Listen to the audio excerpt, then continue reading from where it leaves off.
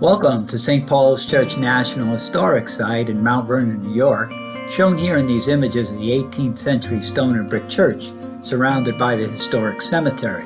Today, in another edition of our series, History from St. Paul's, we explore the sobering tale of the life and military career of Hiram Slagle, a Civil War veteran buried at the site, reflected in this image of his light gray gravestone with an inscription. These illustrations and photos of uniformed blue-coated soldiers represent the more than 1.5 million men who fought for the Union Army in the Civil War. About 360,000 paid the ultimate price. Among those who returned to civilian life, many lived out productive existences, while thousands faced difficult adjustments on various levels. Hiram Slagle is one of the latter. These 19th century illustrations of a village on a waterfront show Sing Sing, today's Ossining, New York.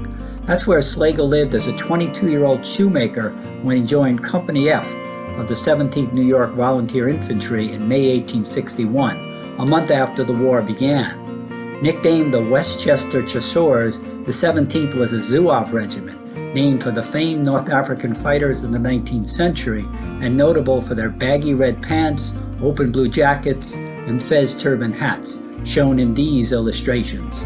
According to an enlistment record, Slagle was 5'6" 3/4 inches tall, average height for the day, with black hair, hazel eyes, and a ruddy complexion. Private Slagle served in the Eastern Theater, where the Union and Confederate armies fought the largest and most important battles. He was captured at the Southern victory of the Battle of Second Manassas in Virginia on August 29, 1862, represented by this illustration of blue and gray clad soldiers in combat. But he was paroled in exchange in late October in time to fight at the Battle of Fredericksburg in December, which is represented by this drawing of lines of blue-coated soldiers attacking. The New Yorker was wounded at the Battle of Chancellorsville in early May 1863. He mustered out with an honorable discharge on June 2nd. He married, and he and his wife had several children, but for some unknown reason, his life tumbled into disarray. These are photos of men leaning against a brick building, standing with crutches and lying in hospital beds attended by female nurses at Union Army hospitals. They help to understand that some Civil War soldiers suffered later from the effects of addiction to opiates prescribed as painkillers during the conflict. It is possible that this dependency afflicted Slagle. What is clear is that he left the family and wandered into a meager existence. His wife also died, and the children were transported west on one of the orphan trains of the 19th century, represented by this image of many children standing next to and atop a parked large locomotive train. Most of them, including the Slagle children, were eventually adopted by Western farm families.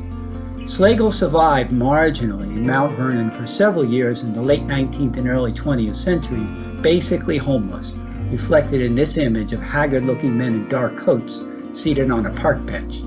He earned some wages by selling clams or mushroom on the streets, depending on the season. This image of large snowdrifts, an apartment building, a horse and carriage in turn-of-the-century Mount Vernon provide context for Slagle's death. It came on a wintry night, January 14, 1901. Found unconscious on South 4th Avenue after tumbling down a flight of stairs, Slagle was transported via horse-drawn ambulance to Mount Vernon Hospital, a large 3-story building shown here, but he never regained consciousness. A search of his clothing revealed his Union Army discharge papers, represented by this document with writing in small pictures of President Lincoln and Union Army leaders. Obviously, this was a proud memory he preserved despite the downturn in his life. An indigent, Slagle was interred at city expense in an unmarked grave in a section of the St. Paul's Cemetery that Mount Vernon used as a pauper's field. His interment is recorded in the writing of the burial legend shown here. In 2007, an inquiry and a visit by a descendant of Slagle helped to rediscover his unfortunate tale. Using that information, staff determined Slagle's burial spot. Application was made to the Veterans Department for an appropriate light gray granite gravestone with inscription shown here, which was delivered and installed in 2008. Please join us again next time for another edition of History from St. Paul's.